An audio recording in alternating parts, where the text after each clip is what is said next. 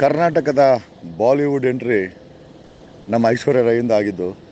ತದನಂತರ ಶಿಲ್ಪಾ ಶೆಟ್ಟಿ, ಪ್ರಕಾಶ್ ರೈ, ಸುದೀಪ್.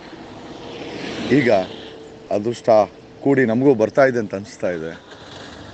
ನಮ್ಮ 6 ಕೋಟಿ ಕನ್ನಡಿಗರ ಆಶೀರ್ವಾದ, ಕನ್ನಡಿಗರು ಪ್ರಪಂಚದಾದ್ಯಂತ ಮಿಂಚಬೇಕು ಅಂತ ನಾನು ಯಾವಾಗಲೂ ಹೇಳ್ತೀನಿ. ದೇವರು ನನಗೂ ಒಂದು ಅವಕಾಶ ಕೊಟ್ಟಿದ್ದಾನೆ ಬಾಲಿವುಡಲ್ಲಿ ಮಿಂಚೋಕ್ಕೆ. ಇನ್ಫ್ಯಾಕ್ಟ್ ಈ ಬಿಗ್ ಬಾಸ್ ಬಾಲಿವುಡ್ ಆಫರ್ಗಿಂತ ಮುಂಚೆ ನನಗೆ ಮುಂಬೈಯಿಂದನೇ ವೆರಿ ಬಿಗ್ ಆ್ಯಡ್ ಕಾಂಟ್ರಾಕ್ಟ್ ಬಂತು. I should thank everybody for the support. ನಿಮ್ಮ ಪ್ರೀತಿ, ನಿಮ್ಮ ಇಷ್ಟ, ನಿಮ್ಮನೆ ಮಗ ಜಗ್ಗು ದಾದ. ಪ್ರೀತಿಯಿಂದ ಜಗ್ಗು ದಾದ ಅಂತೀರಾ, ಜಗ್ಗಿ ಅಂತಾರೆ, ಹೆಣ್ಮಕ್ಳು ಜಗ್ಗಿ ಅಂತಾರೆ. Really love that word.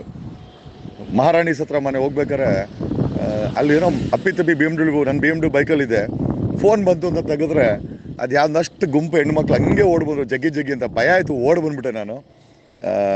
That is the craze Bigg Boss create ಮಾಡಿರೋಂಥದ್ದು. ನಿಜವಾಗ್ಲೂ ನಾವು ಅದೃಷ್ಟವಂತರು ಅನಿಸುತ್ತೆ.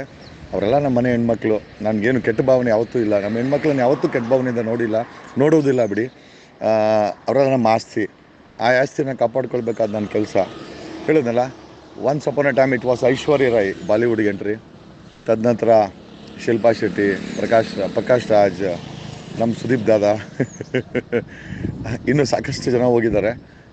ಈಗ ನಿಮ್ಮ ಜಗ್ಗು ದಾದ ಬಾಲಿವುಡ್ಗೆ ಎಂಟ್ರಿ ಕೊಡ್ತಾ ಇದ್ದಾರೆ with a big bash. Okay, it's just not ಅದೃಷ್ಟ ಇತ್ತು ಅಂತಂದರೆ ಡೆಫಿನೆಟ್ಲಿ ಎಸ್.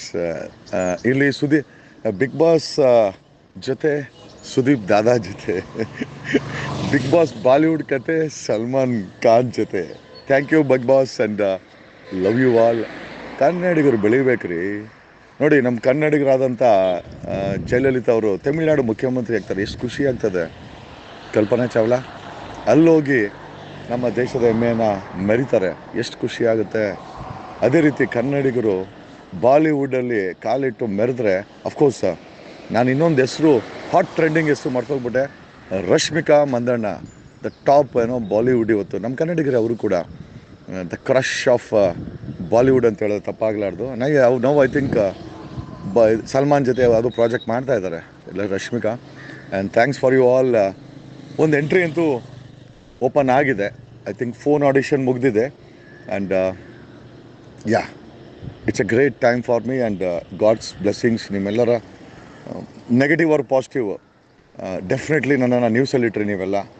ಟಾಪ್ ಟ್ರೆಂಡಿಂಗ್ ಅಂತ ನಾನೇ ಇವತ್ತು ಕರ್ನಾಟಕದಲ್ಲಿ. ಅದೆಲ್ಲ ನಿಮ್ಮ ಆಶೀರ್ವಾದ. ನಾನು ಅಹಂಕಾರದಿಂದ ಹೇಳ್ತಾ ಇಲ್ಲ, ಆತ್ಮತೃಪ್ತಿಯಿಂದ ಹೇಳ್ತಾ ಇದ್ದೀನಿ. ಏನಾದರೂ ಇವತ್ತು ಬೆಳೆದಿದ್ದಾರೆ ಅದು ನಮ್ಮ ಜನ ಬೆಳೆಸಿದ್ದಾರೆ. ಏನಾದರೂ ಬೆಳೆಸಿದರೆ ಅದು ನೀವೇ ಬೆಳೆಸಿರೋದು. ಮಾಧ್ಯಮ ಯಾರೇ ಆಗಿರ್ಬೋದು, ನೀವೆಲ್ಲ ಬೆಳೆಸಿದ್ದೀರಾ.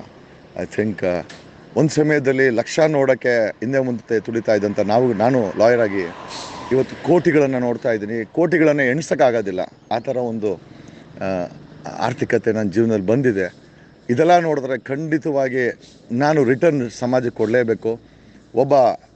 ಒಬ್ಬ ಕ್ಲೀನ್ ಆ್ಯಂಡ್ CM ಆಗಬೇಕು ಅಂತ ಆಸೆ ಇದೆ. ನನ್ನ ಜೊತೆಲಿ ಒಂದು 140 MLAಗಳನ್ನು, ಸಾಮಾನ್ಯ ಜನರ ಮಕ್ಕಳನ್ನು, ಹೆಣ್ಮಕ್ಳನ್ನು, ಗಂಡು ಮಕ್ಕಳನ್ನ ಗೆಲ್ಸ್ಕೊಂಡು MLA ಆಗಬೇಕು ಅಂತ. ನಿಮ್ಮ ಟ್ಯಾಕ್ಸ್ ದುಡ್ಡು ನಿಮ್ಮ ಮನೆ ಬಗ್ಗೆ ಬರಬೇಕು. 3,71,000 ಕೋಟಿ ಟ್ಯಾಕ್ಸ್ ಇದೆ ನಮ್ಮ ಕರ್ನಾಟಕದ್ದು ಪ್ರತಿ ವರ್ಷ. ಆ ದುಡ್ಡು ನಿಮ್ಗೆ ಸೇರಬೇಕು. ಯಾರೂ ನಿಮ್ಮನ್ನು ವಸೂಲಿ ಹಾಕಬಾರ್ದು, ಯಾರೂ ನಿಮ್ಮನ್ನು ಲಂಚ ಕೇಳಬಾರ್ದು. ಸರ್ಕಾರಿ ನೌಕರಿಗೆ ಕೈ ತುಂಬ ಸಂಬಳ ಕೊಡಬೇಕು ಅಂತ ಆಸೆ ಇದೆ. ಕಾರಣ ಯಾಕೆ ಅಂತಂದರೆ, ಅವ್ರಿಗೆ ಕಮ್ಮಿ ಸಂಬಳ ಕೊಟ್ಟಿರ್ತಾನೆ ಅವರು ಲಂಚ ಕೇಳೋದು. ಮನಸ್ತೃಪ್ತಿ ಆಗೋಷ್ಟು ಸಂಬಳ ಕೊಡಬೇಕು ಅಂತ ಇದೆ. ಯಾವುದೇ ರಾಜ್ಯದಲ್ಲಿ ಇರಲಿಲ್ಲ ಅಂತ 10th ಪೇ ಕಮಿಷನ್ನ ಇಂಟ್ರೊಡ್ಯೂಸ್ ಮಾಡಿಬಿಡ್ತೀನಿ ನಾನು CM ಆದರೆ. ಯಾಕಂದ್ರೆ ಅವ್ರು ಲಂಚ ಮುಟ್ಟಬಾರ್ದು. ಏನು ಫೆಸಿಲಿಟಿ ಬೇಕೋ ಕೊಡ್ತೀವಿ. ನಿಮ್ಮ fact believe it or not, ಸರ್ಕಾರಿ ಸೇವೆಗಳು ನಿಮ್ಮ ಮನೆ ಬಾಗಿಲಿಗೆ ಬರ್ತವೆ. ನೀವು ಯಾವ ಡೆತ್ ಸರ್ಟಿಫಿಕೇಟ್, ಖಾತೆ ಗೀತೆ ಏನಕ್ಕೂ ನೀವೆಲ್ಲೂ ಹೋಗೋಂಗಿಲ್ಲ. ಮಿನಿಮಮ್ ಫೀಸ್ ಕಟ್ಸ್ಕೊತಾರೆ, ನಿಮಗೆಲ್ಲ ಬಂದು ಮನೇಲಿ ಮಾಡಿಕೊಡ್ತಾರೆ. ಸರ್ಕಾರ ಕಾಲ್ ಸೆಂಟ್ರ್ ಕೂಡ ನಡೆಸಬೇಕು ಅಂತ ಇದೆ. ನಿಮ್ಮ ಸಮಸ್ಯೆಗಳ ಆಳ್ಸೋಕ್ಕೆ ಒಂದು ಕಾಲ್ ಸೆಂಟ್ರ್ ಕೂಡ ಓಪನ್ ಮಾಡ್ತೀವಿ under the post of under secretary. ಮೊದಲ ಬಾರಿಗೆ ಭಾರತದಲ್ಲಿ ಒಂದು ಕಾಲ್ ಸೆಂಟ್ರ್ ಓಪನ್ ಮಾಡುತ್ತೆ, ಅದು ಒಂದು ಸರ್ಕಾರ ಅಂತಂದರೆ that is my future plan. Okay, ನನ್ನ ಕಣ್ಮುಂದೆ ಯಾರು ಕೂಡ ಸಾಯಬಾರ್ದು, ಆತ್ಮಹತ್ಯೆ ಮಾಡ್ಕೊಬಾರ್ದು, ಯಾವ ಮಗುನೂ ವಿದ್ಯೆ ಇಲ್ಲ ಅಂತ ಇರಬಾರ್ದು, ಯಾರಿಗೂ ಆರೋಗ್ಯದ ಚಿಕಿತ್ಸೆ ಇಲ್ಲ ಅಂತ ಸಾಯಬಾರ್ದು. ಇದು ನನ್ನ ಆಶಯ. ಪ್ರತಿಯೊಬ್ಬರು ಕನ್ನಡಿಗರು ಅಂತ ಹೇಳಿದ್ರೆ ಹೆಮ್ಮೆ ಆಗಬೇಕು. ನವಂಬರ್ 1 ತುಂಬ ಚೆನ್ನಾಗಿ ಆಚರಣೆ ಮಾಡಬೇಕು.